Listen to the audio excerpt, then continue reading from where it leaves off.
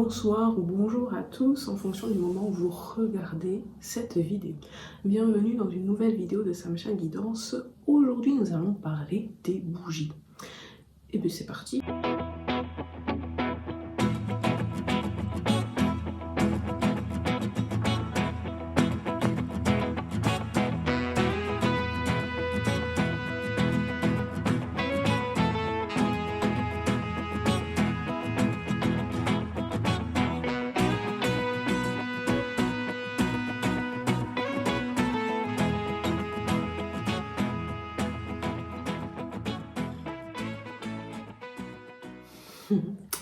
Donc aujourd'hui, j'aimerais revenir sur le sujet des bougies.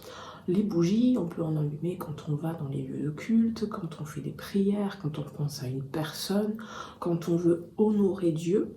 Et aujourd'hui, j'avais envie de vous proposer finalement de faire un exercice où vous vous honorez vous-même, et c'est-à-dire que la bougie, vous allez l'allumer pour vous. Vous allez l'allumer pour vous donner du courage, vous allez l'allumer pour vous donner de l'attention, vous allez l'allumer pour vous dire « je mérite de m'écouter, je mérite de m'aimer, je mérite aussi de m'accorder la priorité durant cette journée ou à chaque fois que je ressens le besoin. » Parce que voilà, quand on se sent envahi finalement par notre entourage, par les autres, quand on a ce sentiment d'oppression en nous, quand on a l'impression finalement de ne pas compter, je pense qu'allumer une bougie pour soi, pour se dire tu es important, prends le temps pour toi, c'est vraiment nécessaire.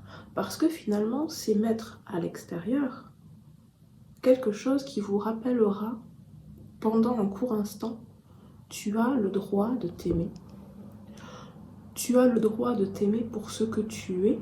Tu n'es pas obligé de tous les jours faire et refaire. Tu n'es pas obligé non plus de t'imposer des tâches qui te semblent impossibles à réaliser dans une journée, en peu de temps. Vous comprenez finalement que, à cet instant, en vous allumant la bougie, vous avez le droit d'être heureux et heureuse. J'avais envie de revenir sur le sujet de « je me sens envahi par les autres » parce que finalement, dans notre quotidien, on va laisser plus de place aux autres qu'à soi-même. Comment on fait? C'est-à-dire qu'on va s'obliger finalement à faire des choses pour eux. On va s'obliger à penser à eux. On va s'obliger. Pourquoi je dis s'obliger? Parce que finalement, en nous, vit peut-être un être blessé, un enfant intérieur meurtri, que l'on refuse d'écouter et que l'on étouffe. On l'étouffe pour s'obliger justement à faire les choses pour les autres. Donc si à un moment donné vous vous sentez envahi par les autres, essayez justement de tenter un retour en vous, pour voir ce qui s'y cache vraiment, et si finalement vous n'avez pas empêché vos émotions de sortir. Pour ça, je vous invite encore une fois à écrire, à noter tout ce que vous ressentez, sans vous brider, et en laissant aussi toutes les parties de vous qui souhaitent s'exprimer, sans vous juger, sans vous dire « ah non, ça je peux pas le marquer, ça se fait pas, ça se dit pas, j'ai pas le droit de le penser », peu importe. Parce que cette partie, vous aurez beau l'étouffer, elle existe. Aujourd'hui, ce petit exercice d'allumer cette bougie, c'est aussi ça. Donner la priorité aux choses qui importent pour vous, se donner la priorité, accepter d'être dans la joie finalement, malgré la tristesse aussi d'autres. Parce que se laisser envahir par les autres, c'est aussi s'empêcher parfois, malgré nous, d'être heureux. Parce qu'on a entendu l'histoire d'une amie qui ne va pas bien, d'un parent qui se sent mal, etc., etc. Et on se dit que tant qu'on n'aura pas résolu cette situation pour eux, on ne peut pas se permettre d'être heureux ou heureuse. Sachant que chaque personne est finalement responsable de sa vie. Ne vous obligez pas et ne vous empêchez pas finalement de vivre heureux pour vous, par vous, parce que certaines décisions, certains choix ont été faits par d'autres qui les plombent, qui les rendent malheureux, qui leur font mal. Ne portez pas finalement leur souffrance parce que ça reste la leur. Imaginez finalement qu'en portant leur douleur, vous leur enlèverez, c'est complètement faux. Parce qu'ils l'auront toujours sur le dos. Pourquoi? Parce qu'on est obligé finalement de dépasser nous-mêmes ces situations.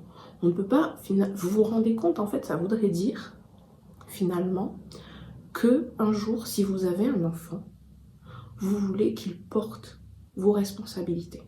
Est-ce que votre objectif en ayant un enfant, c'est pas plutôt qu'il soit heureux? C'est pas plutôt qu'il s'épanouisse dans la joie? dans la félicité et dans le bonheur. Parce qu'effectivement, parfois dans la vie, on a des épreuves qui ne sont pas faciles.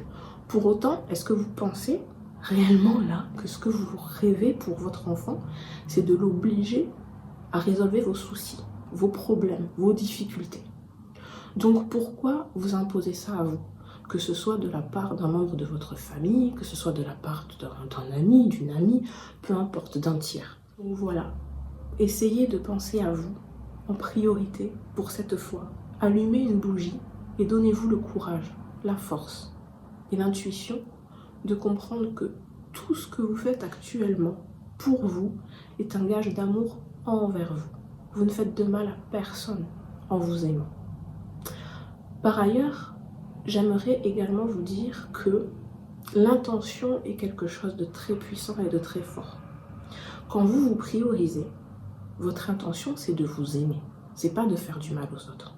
Effectivement, certaines personnes font du mal aux autres dans le sens qu'elles prennent plaisir finalement à faire souffrir les autres parce qu'elles sont malheureuses elles-mêmes. Pour autant, vous priorisez vous-même avec une intention de vous aimer. Vous ne faites pas de mal aux autres en faisant ça. Au contraire, vous leur dites « Aujourd'hui, je ne peux pas.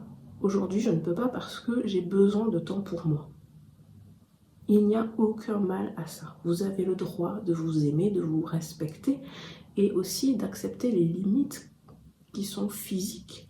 Parce que, ô combien de femmes, je m'adresse aux femmes aussi là, s'épuisent finalement entre différentes tâches pour essayer de rester au top, alors que cette tâche sera toujours là demain. Vous, si vous continuez à vous épuiser, à vous faire du mal, à vous faire souffrir physiquement, à vous empêcher de vous reposer, ben finalement, qu'est-ce que votre famille préfère? Une maison nickel tous les jours ou une maman ou une femme ou une concubine qui se sent bien dans sa peau? Enfin, j'aimerais reparler des bougies parce que vous pouvez trouver des bougies de différentes couleurs. Et là, j'en appelle à votre intuition. Bien sûr, vous pouvez regarder sur internet quelle couleur correspond à quelle intention.